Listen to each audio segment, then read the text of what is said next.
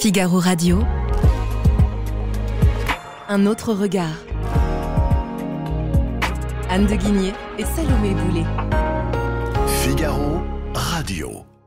Bonjour Anne de Guigné. Bonjour Salomé Boulet. Cette semaine, dans votre chronique Un autre regard, vous nous emmenez vers une destination à la mode. Oui Salomé, direction le Japon, un pays qui fascine. L'année dernière, plus de 25 millions de touristes étrangers ont visité l'archipel. Un pays aussi qui inquiète entre sa dette monumentale et sa démographie en faillite. Depuis 15 ans, la population japonaise décroît et les statisticiens ne voient aucune amélioration à l'horizon. Selon les prévisions de l'INSEE local, le nombre d'habitants, qui était de près de 130 millions en 2020, passera à 87 millions en 2070. Et les Japonais restent très rétifs face à l'immigration. Oui Salomé, parce que vous savez que face à une natalité qui baisse, la solution, l'alternative naturelle, mais évidemment compliquée politiquement, c'est l'immigration. Or, les Japonais cultivent un rapport très fort à leur identité nippone et s'ouvrent avec la plus grande réticence aux étrangers. Bon, les contraintes économiques les ont obligés à ouvrir un peu les vannes, mais c'était extrêmement régulé. En 2023, vous avez eu 2 millions de travailleurs immigrés, soit quand même 12% de plus que 2022, qui sont arrivés au Japon. Ces flux sont encadrés drastiquement. Différentes classes de visas ont été créées, et par exemple, seuls les chercheurs et les ingénieurs ont le droit d'emménager avec leur famille. Autre exemple de cette sensibilité des Japonais à l'accueil des étrangers, en février dernier, c'est une jeune femme née de parents ukrainiens, Carolina Shino, qui a gagné le prix de Miss Japon. Or, ce choix a créé d'immenses polémiques au sein du pays. Donc on voit, pour tenter de préserver leur identité, vaille que vaille, les Japonais ont plutôt misé ces dernières années sur les robots. Évidemment, avec plus ou moins de succès. Donc les robots ont notamment envahi les EHPAD, mais pour les personnes âgées, ils ne remplacent pas quand même tout à fait l'accompagnement de soignants et d'encadrants. Pour autant, les investissements se poursuivent. En effet, les Japonais manquent de bras, mais pas de financement. Oui, c'est l'une des forces de leur économie.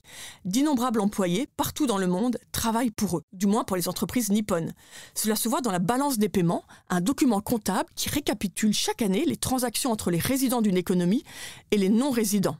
L'année dernière, malgré un déficit commercial de 63 milliards de dollars, le Japon a affiché un excédent de sa balance des opérations courantes de 162 milliards. Grâce justement aux dividendes et aux intérêts que les entreprises japonaises reçoivent de leurs filiales à l'étranger. En fait, le Japon bénéficie toujours de la salve d'acquisition réalisée par ces entreprises dans les années 1990.